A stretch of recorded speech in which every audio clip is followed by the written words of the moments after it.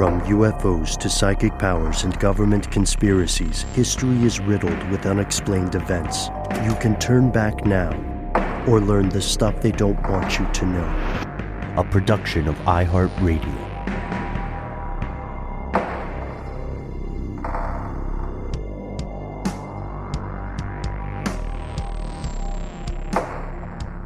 Hello, welcome back to the show. My name is Matt. My name is Noel. They call me Ben. We're joined, as always, with our super producer, Dylan, the Tennessee pal fake, and most importantly, you are here. That makes this the stuff they don't want you to know. Dylan, Young Tennessee, it's listener mail. You know what time it is. Where's our sound for today? Ladies and gentlemen. Time to dig up the rutabagas. Yes. Yes. The joke that only gets better as we refuse to explain it. Ages like a fine something that ages. Wine, I think, is the thing people typically say. Sure. Wine, cheese, a good fart. Oh, no. Which is a little bit of foreshadowing. They call it in the business. Folks, if you are listening to our weekly listener mail segment, The Evening It Publishes, let us welcome you to Thursday, March 20th, 2025. We're going to have some follow-ups on our Manchester Pusher episode from previously. Did not expect the sheer amount of really well thought out correspondence we received for that one. Apparently we're known in Greater Manchester, guys.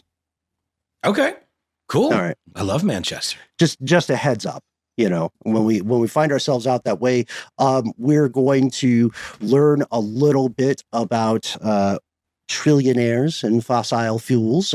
We might have some fart jokes.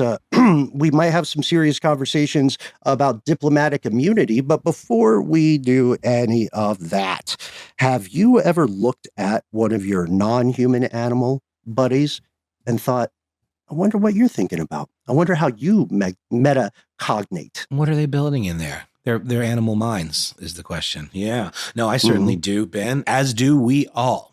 Yes, and we have to admit, we're pleased as punch about the first wonder we have to share with you, which we'll do right after a break for a word from our sponsors. And we've returned with a fabulous and very rich, dense letter from a listener referring to themselves as Dognition. Wouldn't be mad, they say, if we came up with something more clever than that. I don't know if that's possible. That's very good, given the content of the letter. But first, we're going to start with a little bit of a personal story that Dognition sends us as relates to current events. I'm going to keep the name of this company out of it for fear of any kind of retribution. Let's just put it this way. My last company dealt with electrical parts, supplying electrical parts to various manufacturers. One of our offices had a contract with the Tesla Gigafactory. We supplied an on-site trailer full of parts, and when they needed certain supplies, they'd go grab them from the trailer. We had a salesperson check in with them and order supplies as needed. Sometime into our business relationship, accounts receivable flagged Tesla for not paying for the parts they were taking. Tesla claimed they didn't have records for who they'd paid. They just told us that all we needed to do was supply the invoice they'd sent us. Then they would pay us. We couldn't find it, of course. It was most likely they never sent it. And we weren't the only supplier with concerns. And then Dognition links out to an article talking about some other sticky situations involving Tesla. The amount they owed to us was around $1 million. So there you go. That's just a little bit of an insider perspective on a big company and a big personality that's in the news right now. I hear the president of the U.S. is selling Tesla cars. I heard that as well. Some of the actions that the president has taken have led to some pretty serious losses in the stock market, including losses sustained by his dear pal Elon Musk's company, Tesla, in question here, that lost quite a bit of its value. And it would appear the president is trying to, remedy that, I guess, even though it would seem that it's a problem that he himself caused. And I know the ecosystem that is the U.S. financial market is very complex, and there's a lot going on, and maybe it's not as simple as that. But we did talk about this idea of market manipulation, but it would also seem that maybe some of these things were not intended. And it seems like he's trying to give a little, leg up to his buddy Elon by turning the lawn of the White House into a car lot, which is a little weird. Yeah. Did you guys hear about that suspicious Tesla sales thing that happened in Canada recently? No, I didn't. There's this, the EV programs, like government-sponsored EV programs where Subsidies there's an and the like. incentive. Yeah, exactly. But incentives to the buyer as well, correct? Exactly. Yes. Incentives to Well, the across buyer. the board, right? Yep. But the reason why more cars move in general is because the buyer gets a tax break or something like that, a reduction in price of the electric vehicle. Well, it's like putting solar panels on your house. There's certain subsidies that you qualify for, and you get a portion of that paid for by the government. Oh, yeah. So there was one happening in Canada, and they had it facilitated around 500,000 electric vehicles being sold, right? And right as that window ends, because these aren't it's not a thing that just happens in perpetuity. It is a program that basically goes for a certain amount of time, then it ends. Well, that's what happened in Canada, and all of a sudden, right at the end, 8,600 Teslas were sold. And in one day, in one location where Teslas are sold, 1,200 of the vehicles were sold, which is a little bit, Those are great numbers. Those are objectively great numbers. Also, to answer your earlier question, Dognition, if I could, just off the top, freestyle a couple of terrible alternatives to the nickname you suggest.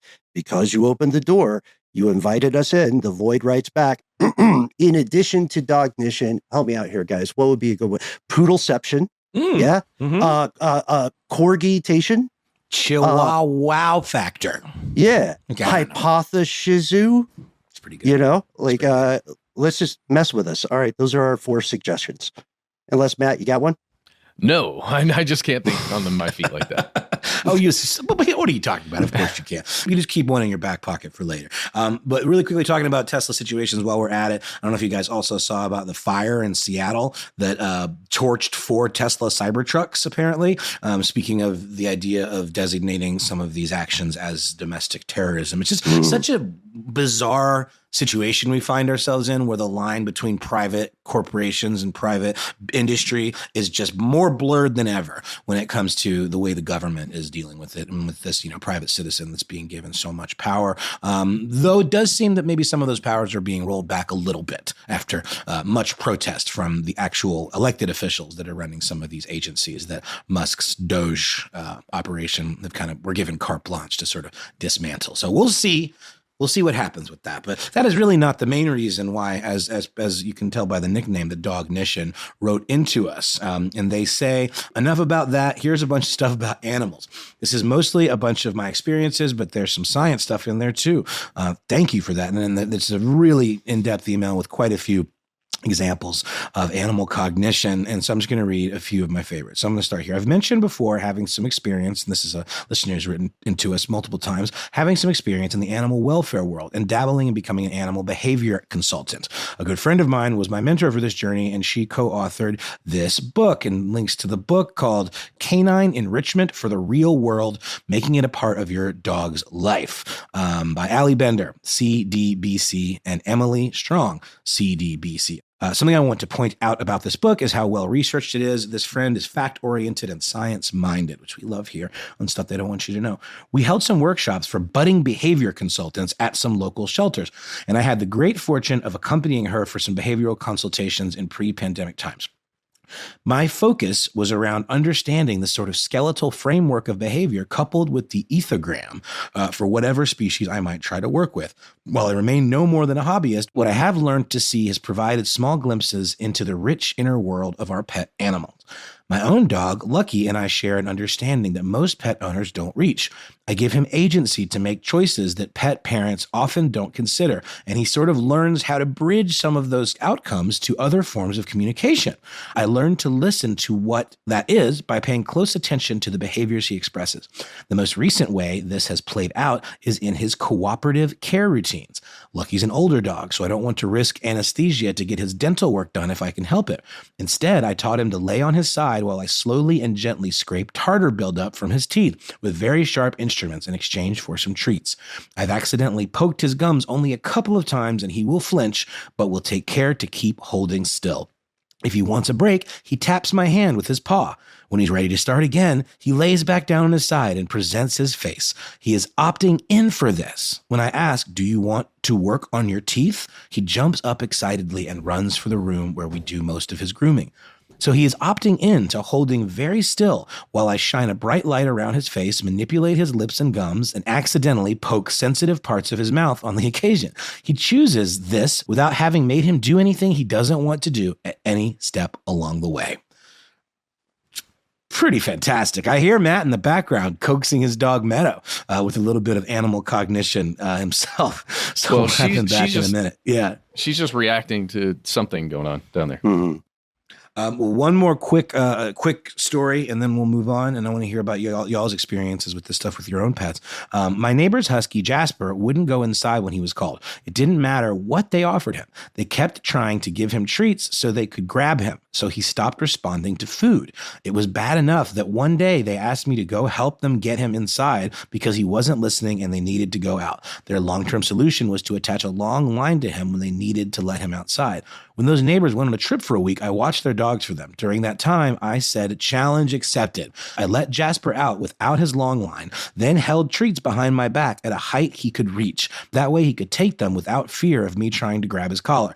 We practiced that until he was comfortable walking around somewhat near me. Next, I taught him a cue for play that meant we were going to chase each other back and forth across the yard. After playing tag for a little while, I went inside, left his water bowl just inside the door, and walked away so he could get water and go back out if he wanted.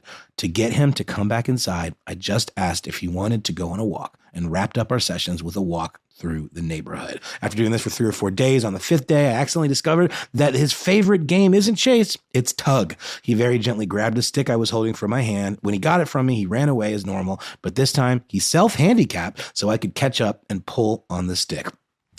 I just think this is so cool. I don't know, guys, like this is beyond to me just basic training, of an animal. This is, this behavioral aspect of it and the idea of what is going on with their cognition and trying to explore that and trying to use that to consensually, do stuff together with your fur baby or whatever. I think it's really, really neat. And it doesn't really strike me as the same as using behavioral modification exactly to make a dog do a trick or something. I don't know. It may well just be the perspective that it's being represented here from Dognition.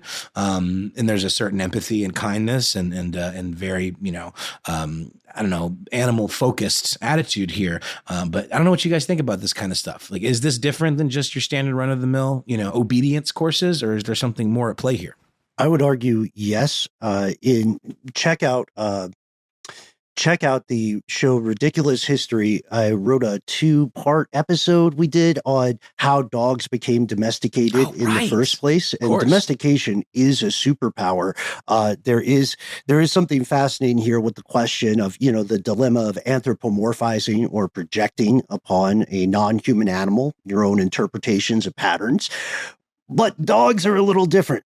These types of canines are a little more rom-com with those scrappy upstarts of the primate world, the humans. Dogs do experience, a lot of animals actually experience tremendous emotional depth, and dogs have not just cognitively, or corgatively, not just evolved there to interact with humans, but also they have physically evolved, right? Just the number of muscles around the eyes and the sockets of the eyes are entirely meant to interact with humans. And a dog can, of course, perceive things that a human cannot. That's why they make such a great team together. I will always be fascinated by the studies that show your dog may not just be reacting to your behavior, your intonation, or your smell. They may be reacting to past information about you and predicting your behavior based on that, just like you would do, right, with your dog. Also, they're one of the few non-human animals that understands pointing, which is massive. That's crazy. Other primates don't really get it. Yeah, for sure. And Matt, as I mentioned, you were kind of doing some stuff with Meadow, your pup. Does any of this resonate with you, or any experience that you've had in communicating with her? Yeah, there's a lot of cognitive behavioral therapy in there, and you guys know we've talked before. My ex-wife was a cognitive behavioral therapist. I think that's what CBT stands for. I think the S might be specialist, because that's another title you can have. And often this stuff is applied to working with humans, and when you apply it to dogs, it works. It sure does work. Just trying to, it is behavioral modification. But it isn't forced, right? It's just you teach. You literally teach. You guide. Yeah, exactly. And you teach, well, when I do this, it means that. And now when you do that, you get this. And if you want that, you show me that action, right? It's really cool stuff. It's pretty amazing. I haven't been as successful in any way as Dognition has here in some of those things. But again, a dog who's like 5-6 years old, like Meadow, that's my dog. She will learn things very quickly if you just show things with kindness, consistency and kindness, and just that thing that's just, well, here is what is happening and what will happen every time. Yeah, so volunteering at different shelters here in our fair metropolis of Atlanta, you can see exactly what you're describing there, Matt. Which is, first off, I hope this is not a hot take or a polemical opinion, but I don't think there are any bad dogs. I've met dogs that people said were bad, and it was just it was their interaction with the people that informed their behavior to that point. So 100%. Hopefully no bad dogs. I love what you're what was it? Hypothesis. Hypothesis. That was you, Matt. I'll forget it. I'll forget it after this. But great questions, Dognition, especially because we are all extremely pro animal, even counting the naked mole rat. It's not their fault. It's not. They're doing their best. Well, huge thanks for writing into us about the little Tesla insider tidbit and some of these examples of using this kind of cognition based training on dogs. By the way, the two authors of that book that was referenced are credited as being CBDCs, which stands for Certified Dog Behavior Consultants. So that's an official certification that you have to get. So thanks again, and we're going to take a quick break, hear a word from our sponsor, and then come back with more messages from you.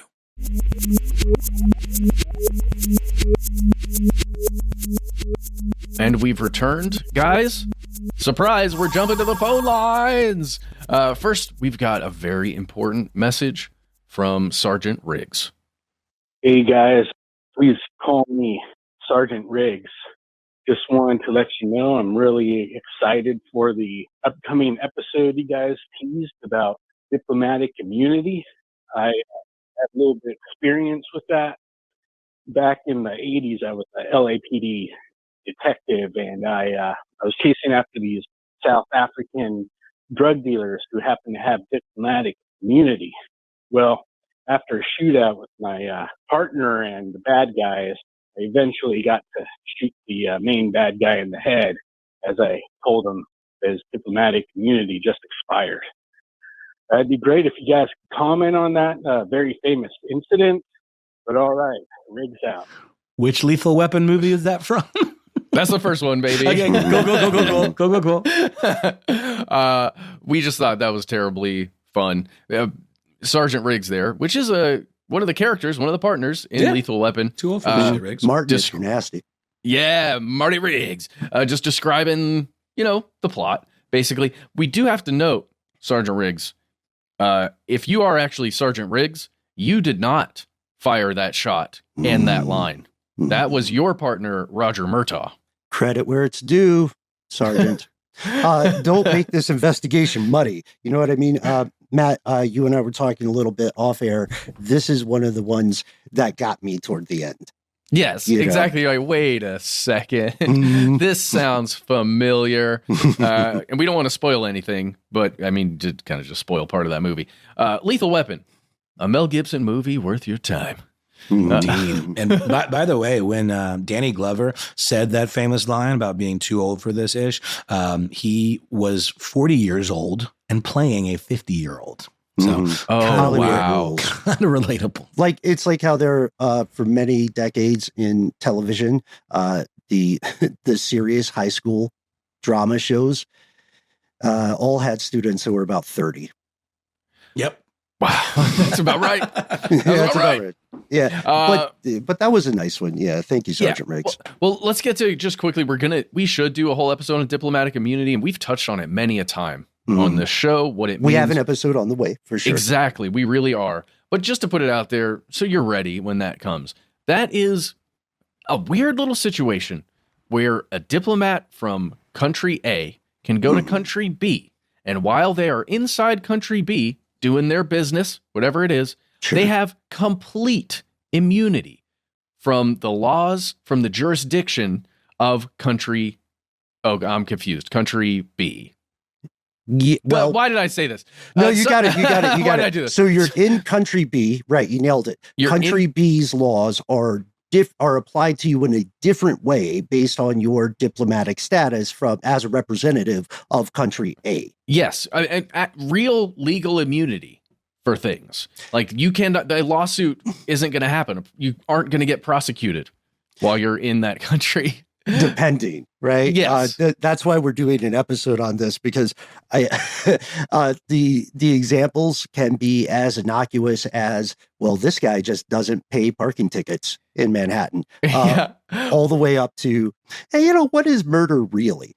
Yes. Yes. Doesn't that also extend to like their political pouch and the materials they might be carrying? They're not diplomatic pouches. They're not subject to search and seizure either for that kind of stuff.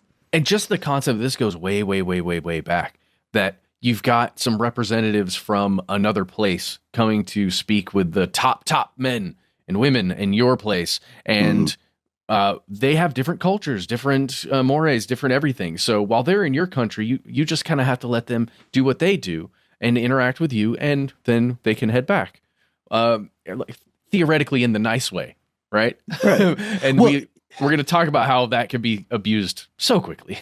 Abused, weaponized, leveraged. I remember speaking with representatives of the North Korean government who had made a rare trip to the United States, and they were on a tour, you could call it, pushing for their perspective on the nuclear narrative across the planet. And one of the most disappointing things, bracketing everything else out, one of the most disappointing things was how bellicose and just bad vibey their American minders were, like interrupting questions, rephrasing things, making sure that they got their propaganda out as well. It's just, diplomatic immunity. What a bag of badgers. I can't wait to dive in. And if you have diplomatic immunity, write to us. You know what I mean? Give us the tips. A diplomatic pouch of badgers, if you will. That would be great to incorporate into our pouch that we will present to you all of its contents. Yes. No secrets here. Well, or a lot of secrets, depending. Yeah. Well, there we go. Thank you so much there, Sergeant Riggs, for sending that message to us. Let's go to Big Randy. I have talked about this one so many times, we've never actually played it. This is just a thought experiment for us, because I have used search terms, every combination I can think of, to find like a real answer to that which is posed here within Big Randy's message, and I cannot find it. So let's just have a little discussion after we hear from Big Randy. Hey, guys, this is Big Randy. I was just listening to the episode that y'all were talking about some of the people that are millionaires, billionaires, and I believe Matt read an article where it said something about some agency had found out that there's probably going to be, according to their projections, 5 trillionaires in the next year. And I have to tell you that we've had trillionaires for quite a while. I just retired from a company that we provided high visibility security and transportation for people like that. And whenever you hear the richest man in the world or the richest person in the world, that's the richest person in the world that reports their income to Forbes magazine. We've had trillionaires in Dubai and other places in Saudi Arabia all the way back to, I'm wanting to say the late 80s, at latest mid-90s. That's how far back my career goes. And I know for a fact that I met a trillionaire in the early mid-90s, and that was one of the Sheikh Mohammeds from the oil industries from Dubai. So don't fool yourselves in thinking that Elon Musk or the Amazon founder or whoever, fill in the blank, has more juice or more power than anybody else on the planet. That's not the case. That's only in the public eye.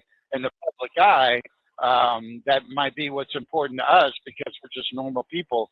But in the world's eye, the people that run the world, they all look to Saudi Arabia.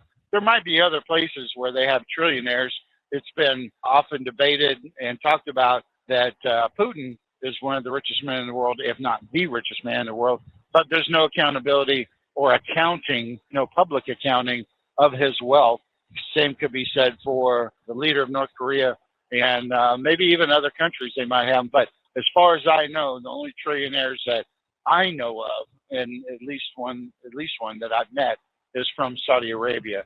Anyway, you're more than welcome to use my voice if you want to. And if not, that's all right. It's your show. You can do what the hell you want. Have a great day. We love the show. Bye. You too, Big Randy. Thank you, man. Big Randy's the best. Yeah. Mm-hmm. Yeah. You had mentioned this encounter, Matt, Yes. in a previous conversation, but hearing it, directly from him, it gives it a whole nother feel. I just want to get y'all's opinion on that. The concept that because I understand wealth, right? Especially oil wealth that's been around for generations. But I don't understand the concept of potentially a trillion, like a $1 trillion or more worth of that wealth being somewhere and hidden from public eye. 100% it happens. Yeah. We talked about this previously on an episode or one of these conversations. Like the difficulty, which you point out so beautifully, Big Randy, is the conversation between how wealth is measured and how wealth is portrayed, right? Or how it is shown to the average public. Like you could argue, I've said this before, you could argue Mansa Musa was a trillionaire, right? In function. The guy was so wealthy that he broke economies of Northern Africa just by traveling back in the day. Like I think our tricky thing here is our metric for measuring what value means. Because once you get to the billionaire class, that there's great liquidity in that value, right? It changes day to day based on the stock market or so on. And Putin is a great example of how it can become impossible to know the true quote unquote wealth of a single human individual, especially because at that threshold, it's not just them. There are multiple proxies. There are entire small armies of accountants, right? Well, yeah.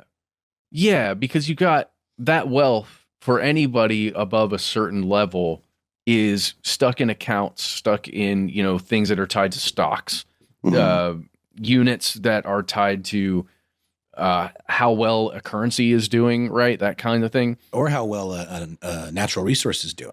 Yeah. Like futures and commodities, futures, all that stuff. But the thing I always forget are discussions about how wealthy individuals and corporations will put money in places like Panama, right? Or in Swiss accounts back in the day. Maybe less now because people be knowing about that stuff now. Yeah, it used to be the wealthy version of putting money in a pasta jar and burying it in your backyard. Yeah. Well, so that kind of wealth is there too, but that wouldn't be reported in any way. So there is the potential for even people in Forbes lists to be well above where they are right now. It's just this concept, especially in the Middle East, when I think about Saudi Arabia, United Arab Emirates, some of these places where that generational wealth is built, but often it's tied to a family business or something, right? Or to, and that stuff is like traded or it is reported by law. And there's just nobody there that has $1 trillion or no company even that has $1 trillion. Well, let's put it this way. How about this? And folks, walk with us here. Tell us what you think. And Matt and Noel, tell me what you think as well. What if it works like this? Big Randy, can't wait to hear from you. What if you are, as you said, Matt, you are generational wealth. And in this case, it is defined as a percentage off the top of a proven natural resource, right? And then your percentage becomes a function or magnified by the current estimates of how much fossil fuel or how much insert resource here is present right? The proven reserves. And then you have to play a little bit of arcane math and do some gaming with the price, to Noel's point, about those reserves, right, over time.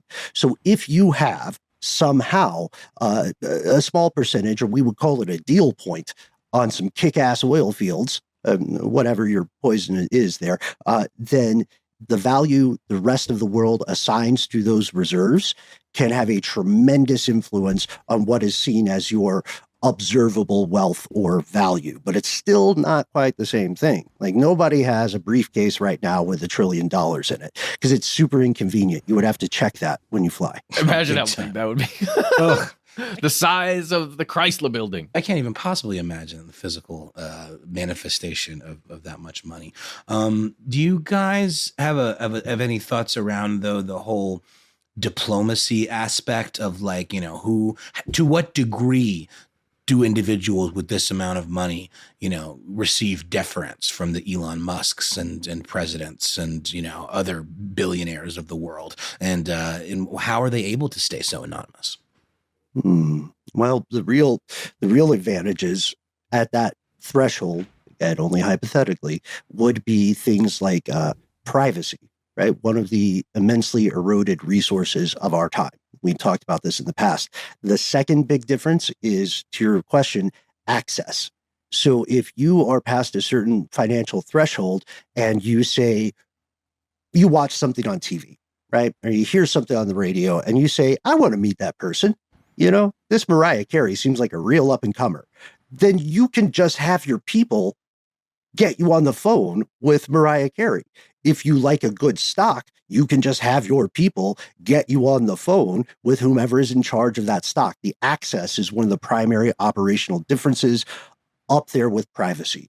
It is entirely possible and plausible to seek to hide or distribute wealth such that you don't become a public figure, right? Yeah. God forbid, an icon for class struggle. Well, and I guess some of the folks over here that have become figureheads of the companies that maybe generated so much wealth of them, many of them desire that limelight, or it's too late for them to bow out of the public eye. Yeah, it's like I mentioned a few weeks back, you know, there's this struggle people arrive at. And I can't remember whether this is on air. There's a struggle people arrive at in our industry, even, where you have to ask yourself, do I pursue, you know, approval, the power of being publicly known, or do I go more C-suite? Do I become an executive, right? Who moves behind the throne? You know, there's a dilemma there, right? Because sometimes those things can be mutually exclusive, or we could argue that, because clearly, for instance, not to dunk on him too hard again, but Elon Musk made the decision to be a public figure because there is power in public attention. It's another kind of wealth. That's true. Don't know if it'll work. Well, and it's a two-way street. I mean, because as we know, it seems like Elon Musk laid a lot of groundwork to have the kind of influence that he's been handed, but it would also seem that wielding that influence has not necessarily been directly good for his bottom line because of how public it is. Yeah. It is interesting that somebody with that kind of wealth and power could give you a call, as you're saying, Bentley, or people just get a hold of you, and all you hear on the phone is person X is interested in what you're doing and would like to contribute. And everybody are, you know, in the operation of whatever you're doing hears that and says, oh, that's millions of dollars at least. Mm-hmm. We need to take that call. And then what does that, how could that potentially shape what is being done, right? Mr. Gibson, I am a huge fan of Lethal Weapon. Thank you for making the time today on the yacht. Riggs! Yeah, people can get touched. Yep. All right. Well, there you go, guys. Thank you so much, Big Randy, for giving us that little thought experiment. Thank you, Sergeant Riggs, again. We'll be right back with more messages from you.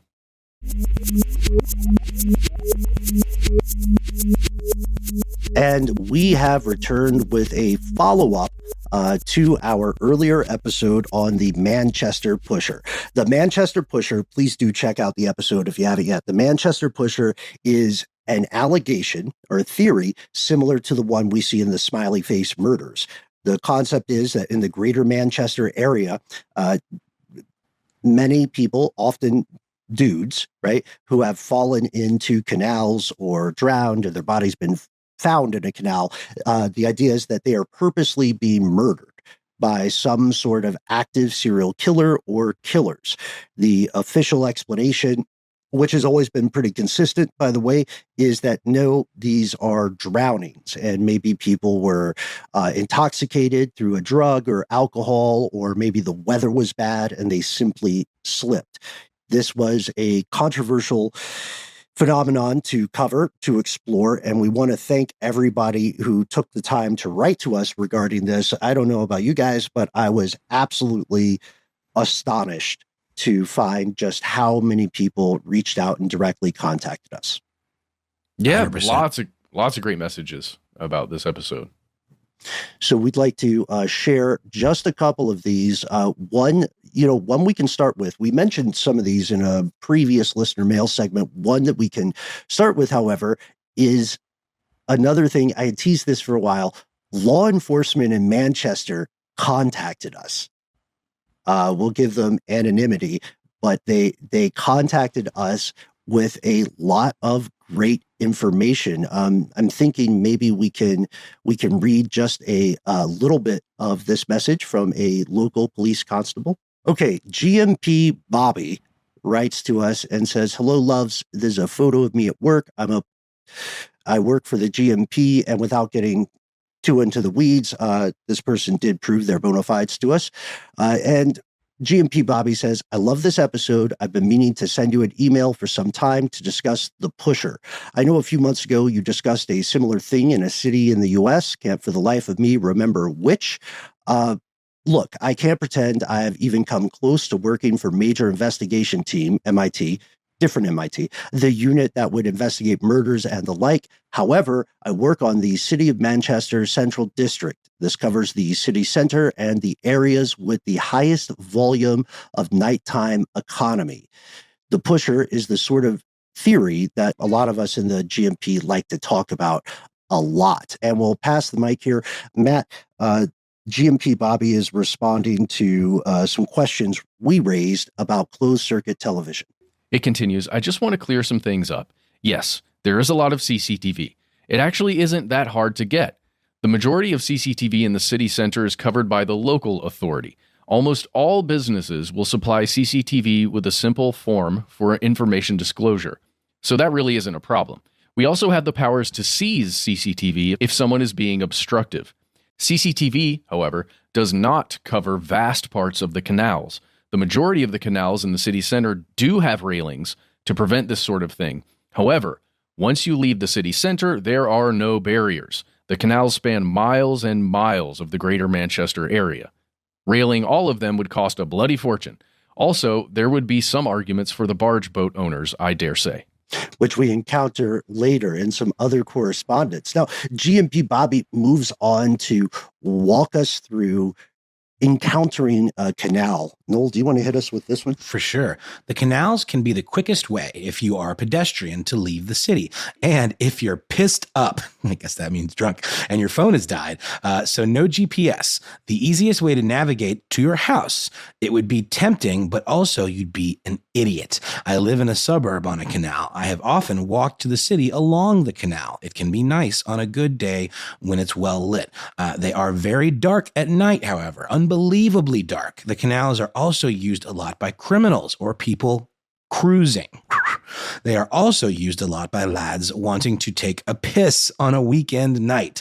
I imagine that actually means urinating into the canals. Some areas of the canals are steep, very steep. If you hit that cold arse water drunk, you ain't getting out once the panic sets in. Which we appreciate the confirmation there, Bobby, of something we were discussing on that episode. Bobby continues to talk about the demographic commonalities of the victims. One of my favorite lines there is, I would say males tend to be the ones to choose to walk home from a drunken night out. But of course, I would say that I'm a cop. And so we got this in-depth report. I do want to share a few final pieces of this correspondence. And as you guys know, I corresponded directly with this person and many other people who wrote to us. And in every single case, we received a lot of support, we received a lot of people who have their own details and experiences surrounding this. So you're our primary sources there in Manchester. And if you wrote to us, thank you. Here's one thing Bobby wants all of us to know at home. Bobby continues, whilst you are correct in that we are massively underfunded, we do go out of our way. I have attended no end of jobs as a response cop of people falling in. By the time we arrive, usually in minutes, the person is already out with a blanket and a cup of tea. Likewise, a lot of jobs come in with reports of bodies in the water. These are taken very seriously, even if it ends up just being, get this guys, garbage floating about. I can imagine seeing something in the waters down there if it's that dark. Yeah. As Bobby's describing. He's like, I should probably call someone. Yeah. What would you do? You know, if you saw this and it's 3 a.m. or something, are you going to run over there to the canal? You're going to dial 999 or no, whatever the thing is. It's totally escaping me where I heard this, but it was definitely in like a British comedy where someone referred to a kind of a low life element as the type to hang around canals. Mm-hmm. Interesting. Mm-hmm. And I never quite got that reference until now. Oh, sorry, guys. I was going to make a reference to Skyrim. You know that city center that has all the canals and where the Thieves Guild and the stuff lizard is? people, the lizard guy that runs the brewery. Rift, that's what it reminded me of. Yep. Yeah. And Skyrim still slaps. What's the bar where the something flagon? There's the Ragged Flagon. The Ragged Flagon. Yes, thank you. I've played this game too often, it's right? a great game. So Bobby continues and says, look, no police officer wants to end up in coroner's court for not doing their job, which Bobby also, we didn't know that was a thing. And Bobby says, we're not perfect. I do believe we all try our very best, especially when it comes to investigations that involve a death or an accident or otherwise. So Bobby says something really diplomatic here. I by no means want to diminish the worries and concerns of those people who have lost loved ones. If there is a conspiracy, I am not privy to that, and I have not watched the documentaries. I love this phrase. Too much like a busman's holiday for me, but I may very well do so now. Had you guys ever heard the phrase busman's holiday?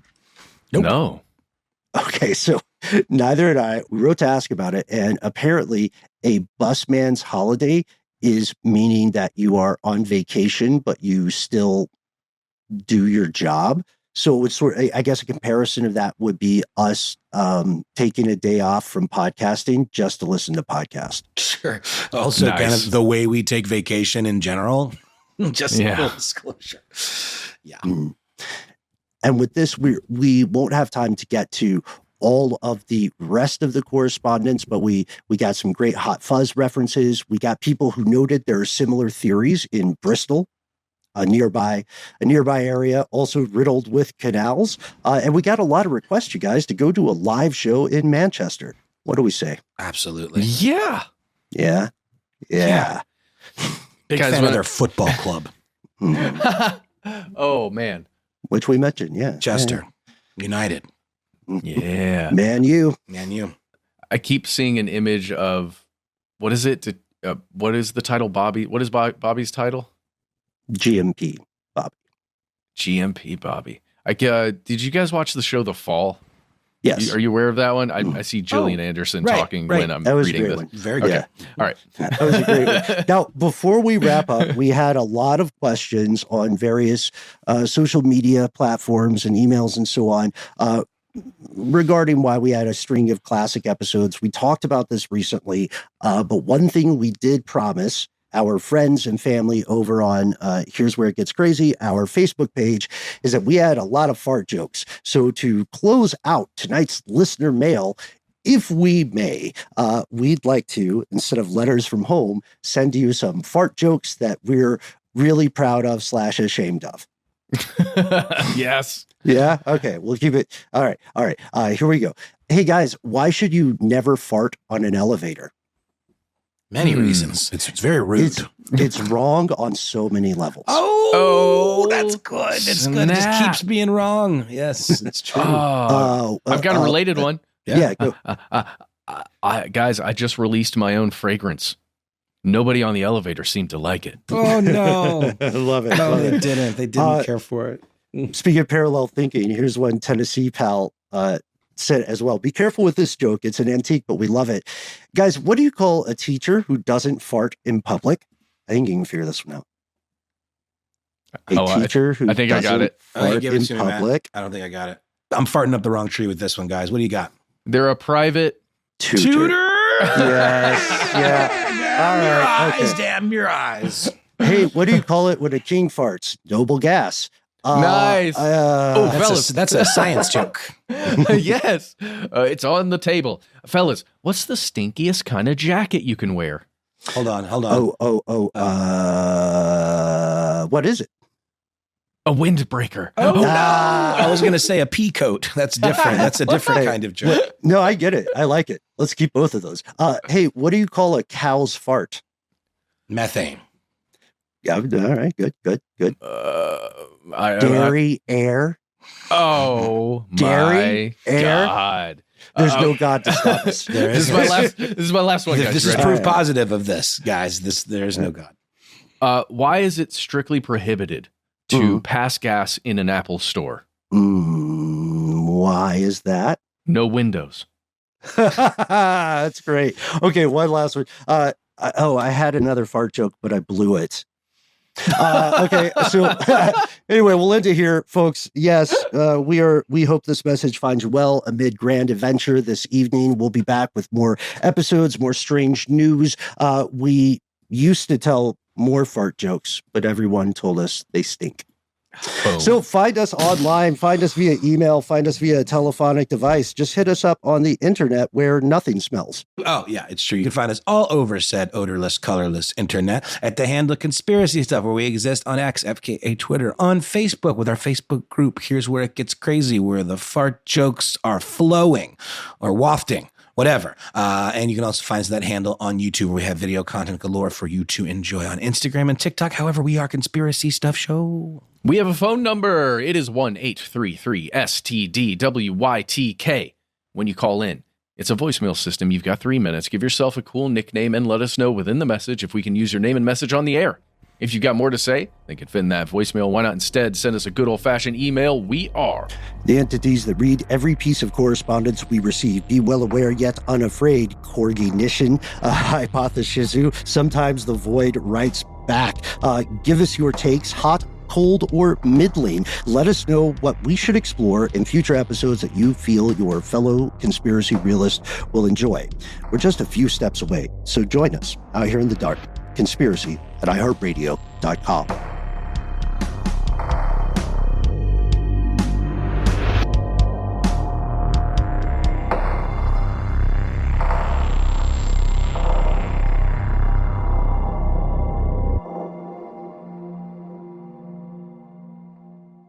Stuff They Don't Want You to Know is a production of iHeartRadio. For more podcasts from iHeartRadio, visit the iHeartRadio app, Apple Podcasts, or wherever you listen to your favorite shows.